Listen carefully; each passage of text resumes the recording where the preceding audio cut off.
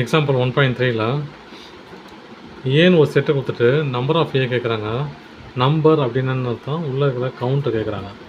Number of A equal to எத்தனை number இருக்குது? 1 2 3 4 5 6 7 8 8.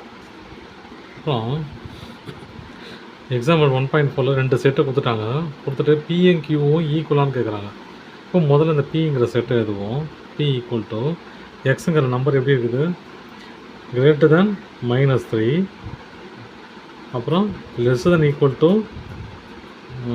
0 இல்லையா? -3, அப்புறம் -2, -1, 0.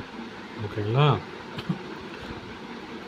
கியூங்கிற நம்பரு, கியூங்கிற செட்டில் எப்படி இருக்குது? Set of all prime numbers factors of 210 இல்லையா? 210ஓட ஃபேக்டர்ஸ் என்ன கண்டுபிடிப்போம்? 2s are 105. அப்புறம் எப்படி பண்ணலாம்? 3ஆல் பண்ணால் அடுத்த பெரிய நம்பருக்கு தான் போகணும் இல்லையா? நம்ம அது எப்பவுமே ஜம்ப் பண்ணக்கூடாது. சின்ன நம்பரில் இருந்தால் பெரிய நம்பர் போகணும் ஃபேக்டர்ஸை கண்டுபிடிக்கும் போது. 3ஆல் போனால் 35 3s are 105. அப்புறம் இதுக்கப்புறம் 5ஆல் போகலாம் இல்லையா? 5ஆல் போச்சுன்னா 7th 5s are 35, அப்புறம் 7.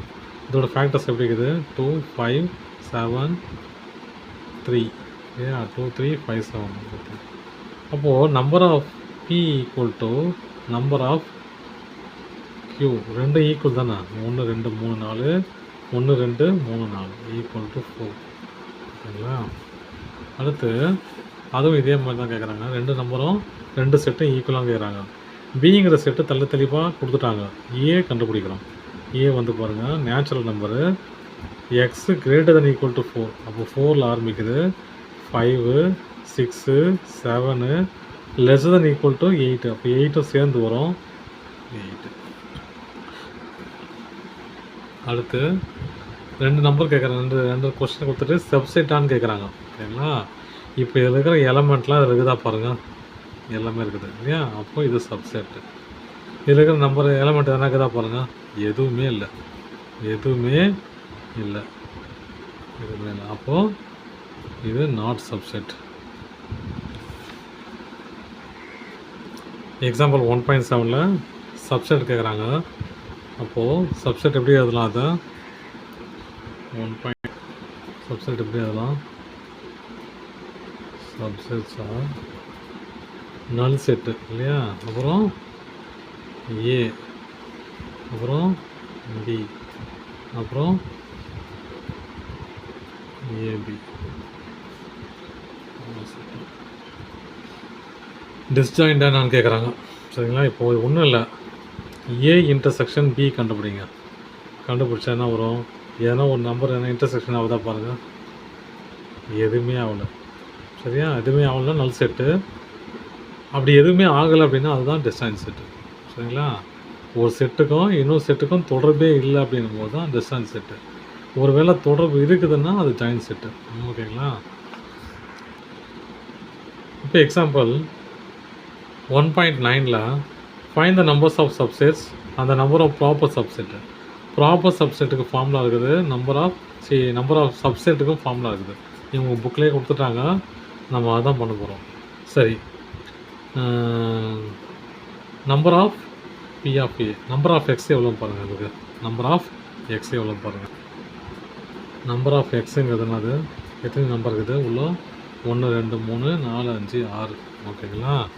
அப்போது number of the number of subsets எப்படி அதெல்லாம்? Number of P of X இல்லையாங்க, X equal to 2 power m, 2 power 6 இல்லையா? 2 பவர் 6, m ஈக்குவல் டு 6. இப்போது 2 பவர் 6 எப்படி அதெல்லாம்? 2 × 2 4, 4 × 2 8, 8 × 16 அப்படியே போச்சுன்னா 2 பவர் 6 எவ்வளோ? 64 ஆகிடும். 64 ஆகிடும். இப்போது இவங்க என்ன கேட்குறாங்க? நம்பர் ஆஃப் ப்ராப்பர் சப்செட் கேட்குறாங்க. The number of proper subset எப்படி இருக்கும் அது? இதுலேருந்து ஒன்று கழிச்சா அதான் ப்ராப்பர் சப்செட்டு. அப்போ number of P of X minus 1 எவ்வளோ வரும்? 64 மைனஸ் 1 ஈக்குவல் டு 63. ஏன்னா பி ஆஃப் எக்ஸ் தான் கண்டுபிடிச்சிட்டோம் நம்ம, number of P of X. ஓகேங்களா? அவ்வளோதான் சொல்லணும். நல்லா ஞாபகம் வச்சுங்க, இந்த ஃபார்முலா ரொம்ப முக்கியமானது. ஓகேங்களா? இது எம் ஈக்குவல் டுன்னு எழுதிக்கணும். M equal to number of எக்ஸ்ன்னு ஞாபகம் வச்சுங்க. நம்பர் ஆஃப் அந்த செட்டு, அவ்வளோதான், வேறு எதுவுமே இல்லை. நீங்கள் இந்த இம்பார்ட்டன்ட் ப்ராப்பர்ட்டியில் பார்த்தீங்கன்னா இந்த ஃபார்முலா தெரியும், நீங்கள் அதை பார்த்து படிச்சுங்க. தேங்க்யூ.